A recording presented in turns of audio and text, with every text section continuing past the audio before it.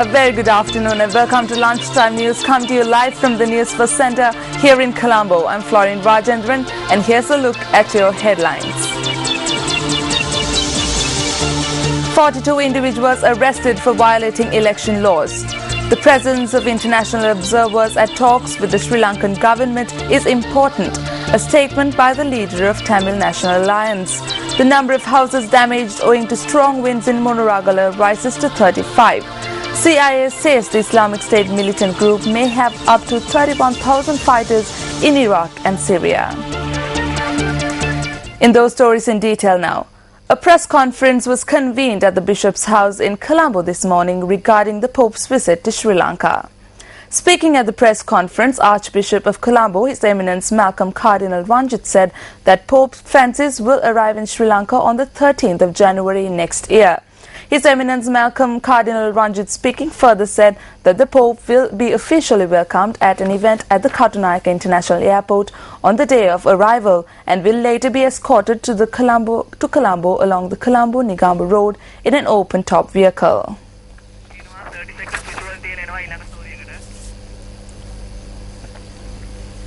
Stand by. Tamil package, DNA package.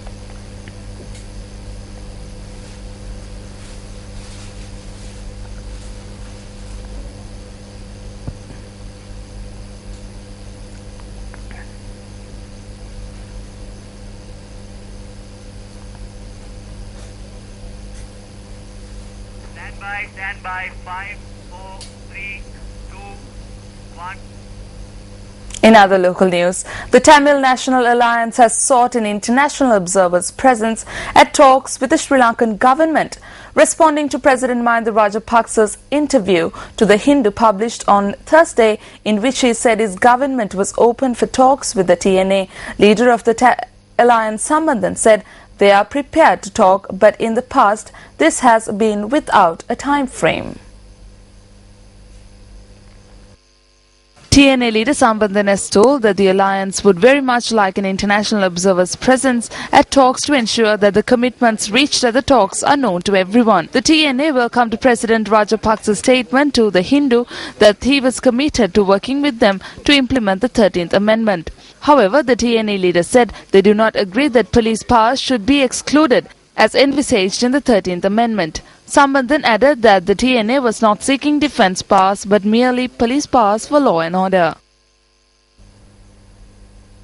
President of the Government Nursing Officers Association Saman Ratnapriya, speaking at a press conference yesterday, alleged that the Ministry of Health had violated the state policy of making appointments. Initially, the officials of the Ministry of Health handed appointments to 14 individuals in a fraudulent manner. The state policy in making appointments to the nursing service has been violated and destroyed. On the other hand, a bad example has been set where it is cited that appointments can be changed as they please. The Ministry of Health itself has created a grave problem. Individuals who obtain less marks are based in Colombo, while those who perform well are based in Kilinochchi. There are those who worked 8 to 14 years but are still based in the north and east. Only if a replacement is sent that a nurse can return. However, because of these 14 persons, others who requested transfers have lost their transfers. The service requirement in hospitals in the north and the east is very high. The nurses who were appointed to those hospitals were sent back to Colombo by the Ministry of Health. This happened last year too, when appointments were handed to 36 individuals. And that's a wrap of the Lunchtime News Bulletin for the day. It was an absolute pleasure having you with us. For the Newsfirst team, I'm Florine Rajendran. Have a safe day ahead.